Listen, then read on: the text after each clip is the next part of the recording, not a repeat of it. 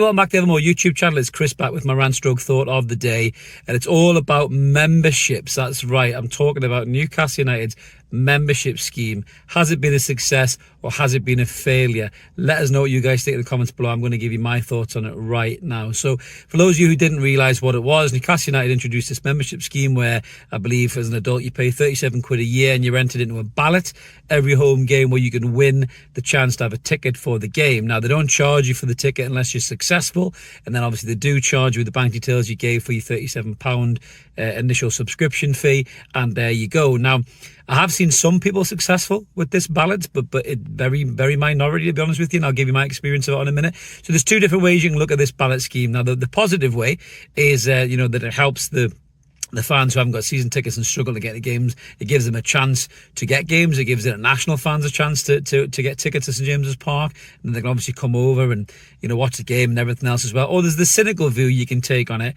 where it's just a money making scheme, which unfortunately I tend to share door number two, to be honest with you. So the experience of that I've had of the membership option is, I think I've applied for about maybe 7 or 8 games, 100% failure rate for me. I've not had a single game where I've been successful in the ballot, and from what I'm seeing from a lot of people, it's the success rate ranges between 5 to 15%, which just counter argues the points that the board and the likes of Darren Eales are making, that it's been a rip-roaring success. And from what I hear, much like the tickets as well, it's going to go up in price next season, probably to 50 plus quid or something like that, just for a lottery really of a chance of you winning a ticket for the game. And for me, again, just going into the cynical view that I have on this whole thing now, the likes of Darren Eales and Silverstone have been brought in for one thing and one thing only, and that's to boost revenue and to boost commercial involvement for the club, sponsorship deals and everything else, to make the club bigger.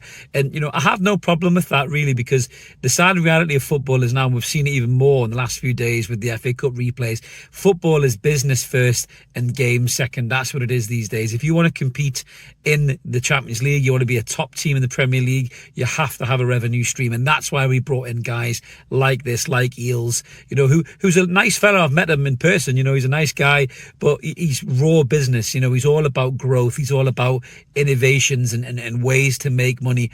And I don't think he or the board are particularly bothered about huge failure rates in fans getting tickets, contrary to what they may say when they're talking to fans in forums and everything else as well. And I think that's just the reality of this situation really, where you're not really going to get a good chance to get a ticket in many ways in this. That's not my experience anyway. Let us know if you have a total different experience below. Maybe you've just been lucky, I don't know. Maybe it's all about timing, who knows. But certainly my experience is that I haven't had any success in the ballots for the games, and I'm probably going to cancel my membership, to be honest with you, because I just think it's a waste of money. Be it 37 or 50 quid a year, which I can swing. I'm very fortunate I can swing it, but I don't see the point. I just think it's a waste of time. Obviously, we have the post-match commitment that we do as well after games for the channel, which requires either mine or Mark's attention. So for me, I've got something else I can do, and I enjoy that. I enjoy engaging with the guys after the game, and you guys enjoy watching along as well. But I think for a lot of fans who maybe locally were disheartened by the club and disenchanted and gave up the ticket like I did in the Ashley era, the membership scheme was supposed to be a chance to get back into the ground, which is really hard to do now. And it's just not happened. It's just not materialised. And again, the cynic in me makes me ask the question of how many of these tickets are reserved for corporate chums these days. And that's the way Newcastle United are going. You see the rooftop terraces, and as spectacular as they look, that's not your normal working class fan that's going to be able to afford a seat in that venue. That's more corporate, clients, businesses taking customers out for hospitality, that kind of thing. And that's what the club wants to attract these days. They don't want bricklayers and lads working in factories and stuff like that who are just spending whatever disposable income they possibly have left on Newcastle United. They don't want that. They want the big hitters. They want the prawn sandwich brigade. I'm sorry to say, but they do. Roy Keane warned everybody about this years ago when Manchester United went this way, and with that comes that risk that you dampen that amazing atmosphere that St James's Park offers. But all of this is also kind of a caveat to the ground. You know, we've seen some videos coming out recently, some great 3D rendered videos of options for the ground, you know, be it extensions or a whole new stadium.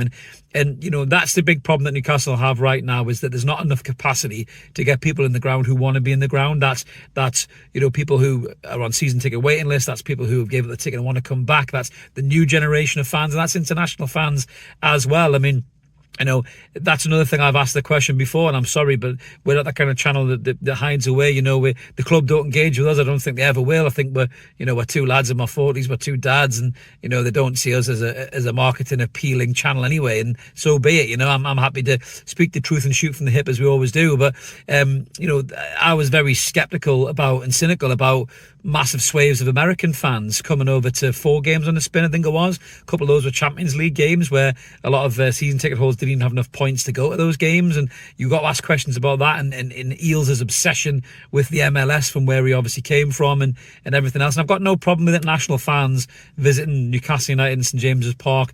You know, a lot of them will never have the chance to do it. We have a lot of international viewers on our channel, and I love you and I value you and I appreciate you. But you know, it can't come at the expense of local fans and the next generation of young fans and everything else as well. There has to be a balancing act here. There really does. And a large point of that balancing act may be the extension of the ground. And because of where St James's Park is, they are restricted to what they can and can't do. And it's going to be a real challenge for the club. But in closing with the membership scheme, I don't think it's working. I think it was a money-making venture that Darren Eales is created. And I think that's what it is. The unlimited membership tells you that. You know, think of all those people around the world paying £37 or, you know, whatever, $45 or whatever it is a year to never get a chance to win a ticket for a game. You know, you might as well spend your money on the National Lottery, in my opinion. You've probably got just as much of a chance to win the lottery than you have a Newcastle United ticket at the minute, because that's how it seems to be. You know, but marginally, you probably got more chance of getting a Newcastle than the lottery, to be fair. That's a bit hyperbolic of me. But you see my point that, you know, this unlimited membership scheme, and it will go up. I'm sure the rumours I'm hearing is going up to 50 quid next year, and that's more revenue for the club, and it'll go straight onto the books to balance FFP and PSR and everything else as well. And I understand the reason for it, but I think a lot of fans who are bought in by the concept have maybe smelt the coffee at the end of this season, looked at how many games they haven't had a chance to get a ticket for, and think, what's the fucking point? And they just peddle it. I did that. That's why I didn't apply for any more games. I think after I got binned off the 6th or 7th time, I thought, fuck it, you know. And even just recently, there was the Brighton game. I got a big fat cross and a big fat 0 as well. And I applied at the ballot as soon as I got the email, and I still didn't get a chance. So I don't think timing has anything to do with it either. So yeah, I'm very skeptical about the whole membership scheme. For me, it's not worked. I'm going to cancel it. I think a lot of people will be doing the same thing. But let us know in the comments below what you guys think. If you're on the membership scheme, how has your success rate been? If you had the opposite to me, we always like to hear from you. Smash a comment in, like and subscribe. We're over 7,300 subs now, closing in on 7,400. You can get us there. Smash that button, guys. Like the video, help the channel grow. We'll be back with more content. We've got Palace coming midweek next week. No football this weekend. I'm half tempted to fuck the FA Cup off completely after the bollocks the Premier League have pulled. But I'll let you know next week on what's going on when we're back at 9:30 with me and Mark. Catch you there, everyone. Have a great weekend. Cheers. Bye.